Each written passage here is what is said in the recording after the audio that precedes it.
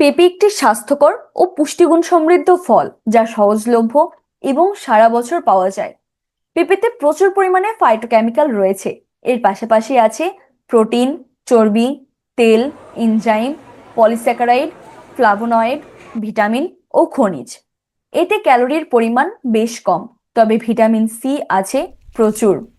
যে কারণে আমাদের পেঁপে খাওয়া উচিত তা হচ্ছে পেঁপেতে প্রচুর পরিমাণে এনজাইম রয়েছে যা হজমের জন্য উপকারী। এতে ফাইবারের পরিমাণ অনেক বেশি, যা কোষ্ঠকাঠিন্য দূর করে।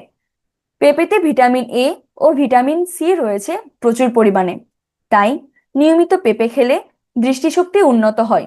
পেঁপেতে থাকা প্রোভিটামিন, ডায়েটারি ফাইবার ও খনিজ পদার্থ দাঁত ব্যথা, মুখের আলসার ও মাড়ির রোগ মোকাবেলায় সাহায্য করে। কাঁচা পেঁপেতে থাকা ফলিক অ্যাসিড কিছু প্রোটিন তৈরিতে সাহায্য করে, যা হার্ট অ্যাটাক ও স্ট্রোকের ঝুঁকি প্রতিরোধ করে। এছাড়া পেঁপেতে থাকা ভিটামিন সি জয়েন্টের ব্যথা ও প্রদাহ কমাতে সাহায্য করে। কিন্তু প্রশ্ন হচ্ছে, কাঁচা ও পাকা পেঁপের মধ্যে পার্থক্য কি?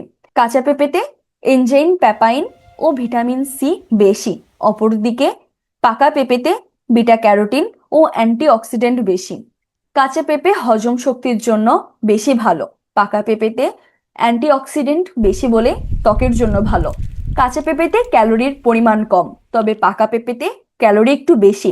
যাদের ডায়াবেটিস ও ওজন বেশি তাদের জন্য পাকা পেঁপের চেয়ে কাঁচা পেঁপে ভালো।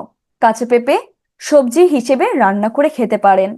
মাংস নরম করার জন্য রান্নায় কাঁচা পেঁপে ব্যবহার করেন, কারণ এর এনজাইম মাংস গলাতে সাহায্য করে। সালাদ হিসেবেও কাঁচা পেঁপে খাওয়া যায়। অনেকে আবার কাঁচা পেঁপের আচার করেও খেয়ে থাকেন। তবে 5 ধরনের ব্যক্তির কাঁচা পেঁপে না খাওয়া ভালো।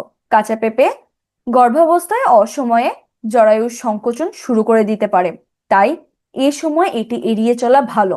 যাদের হৃদস্পন্দন জনিত সমস্যা আছে তারাও এড়িয়ে চলবেন। কাঁচা পেঁপে কারো ক্ষেত্রে তীব্র অ্যালার্জি সৃষ্টি করে।